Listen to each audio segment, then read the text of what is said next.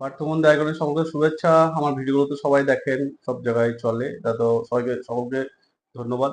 তো আজকের টপিকটা নিয়ে এসেছি, সেটা হচ্ছে সব থেকে বেশি বড় টপিক হচ্ছে অন্নপূর্ণা ভান্ডার। কি কি কারণের জন্য অন্নপূর্ণা ভাণ্ডার ঢুকছে না সেটাও আমি একটু বিশ্লেষণ করছি। কারণ অনেকজন ভাবছে যে লক্ষ্মী ভাণ্ডার ঢুকতো, তো সেই কারণের জন্য হয়তো ঢুকে যাবে একই জায়গায়। কারণ যে জায়গাটা আমি ব্যাংকে বলছি সেটা ডিবিটি লিঙ্ক, এটা কিন্তু মোস্ট ভাইটাল জিনিস। গ্রামে যে ভিলেজ যেগুলো আছে সে দ্বারা হয়তো মা বোনেরা যেটা হয়তো ভাবছে যে ওই একই অ্যাকাউন্টে একই জিনিস সব কিছু করা আছে। ব্যাংকে কিন্তু যাওয়ার পর সঙ্গে সঙ্গে বলেছে হ্যাঁ আপনার ডিবিটি লিঙ্ক করা আছে। আমি এখনও বলছি যে আপনারা দেখুন, চেক করুন, অনেক অনেক জনের ক্ষেত্রে দেখবেন এইটা প্রবলেমটা আসবে যে ডিবিটি লিঙ্কের ব্যাপারটা আর কি।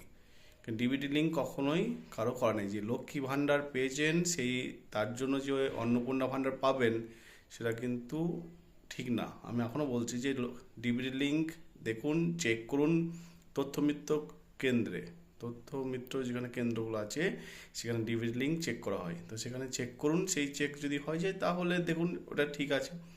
প্লাস এটা আমি তো ঘরের জন্য বললাম, যে ঘর পৌরসভার ব্যাপারটা আমি বললাম, কিন্তু যে পৌরসভার ব্যাপারে এটা কিন্তু নিয়ম নেই। পৌর নিগমের জন্য ব্যাপার প্রবলেম হয়ে আছে, যে তিনটে ঘর দেখালে হলে এটা না পেলেও পেতে পারে। কারণ মুখ্যমন্ত্রী স্বয়ং বলে দিয়েছিল সবাই পাবে। এবার কারা পাবে না সেটা হচ্ছে কিন্তু মাসে 1 লাখ টাকা, মানে ইয়ারলি 12 লাখ টাকা তাদের কিন্তু হবে না। সরকারি চাকরি তারাও অ্যাপ্লাই করতে পারে, কিন্তু সরকারি চাকরি এই মুহূর্তে কিন্তু এখনো হচ্ছে না অন্নপূর্ণা ভাণ্ডার। এইগুলো কিছু কিছু তারা কিন্তু পাবে না। আর আরেকটা লক্ষ্য করে দেখবেন যে যারা দিয়েছেন, অনলাইন করেছেন, প্রথমে কিন্তু বলেছিল মুখ্যমন্ত্রীর দপ্তর থেকে যে অনলাইন প্লাস কিন্তু হার্ড কপি জমা দিতে হবে। এটা কিন্তু আমার একটা মনে হচ্ছে জিনিসটা, সেই কারণেও হার্ড কপি অনেকজন দিয়েছে, অনলাইন করেনি। আবার অনলাইন করেছে, হার্ড কপি দেয়নি। পৌরসভা, পঞ্চায়েত যে জায়গাগুলো দিতে বলেছে, এটার জন্যও হতে পারে, কারণ হার্ড কপি কিন্তু লাগবে। এবার হার্ড কপির জন্যও কিন্তু প্রবলেম হতে পারে। হয়তো হার্ড কপি, আমি প্রথমে বলছি যে হার্ড কপিও দিতে হবে, দ্বিতীয় হচ্ছে কিন্তু অনলাইনও করতে হবে, তো সেটার জন্য প্রবলেম হতে পারে। এই জিনিসগুলো একটু দেখুন। আর দ্বিতীয় হচ্ছে সেটা হচ্ছে পৌরসভা হয়তো এখানে যা জমা দিয়েছে, এখানে পৌরসভাগুলো আছে বা বিডিও অফিস থেকে, সেখানে কিন্তু পরিষ্কার কথা যে জমা এখনো পড়েনি বা জমা দেওয়া হয়নি। এরা বলছে ওখানে ভেরিফাই হবে, আর ওরা বলছে এখানে ভেরিফাই হবে। এইগুলো প্রবলেম হয়ে আছে কিছু কিছু জায়গায়, সেই জন্য কিন্তু সেই জায়গাগুলোতে কিছু কিছু মা বোনেদের ঢোকেনি।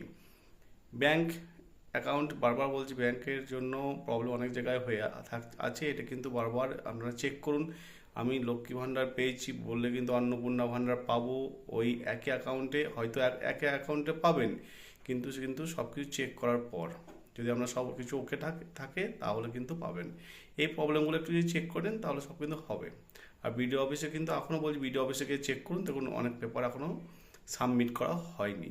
তো সেই জিনিসগুলোর প্রবলেম হচ্ছে, হয়তো এখানে এরা সাবমিট করে দিয়েছে পঞ্চায়েত বা পৌরসভায়, হয়তো ওখান থেকে সাবমিট করা হয়নি অফিসিয়াল থেকে, বা ওখান থেকে অফিসিয়াল থেকে করেছে, এখান থেকে এরা করেনি, সেই জন্য কিন্তু আসছে না। হয়তো আপনি পাওয়ার যোগ্য কিন্তু সেই জন্য পাচ্ছেন না।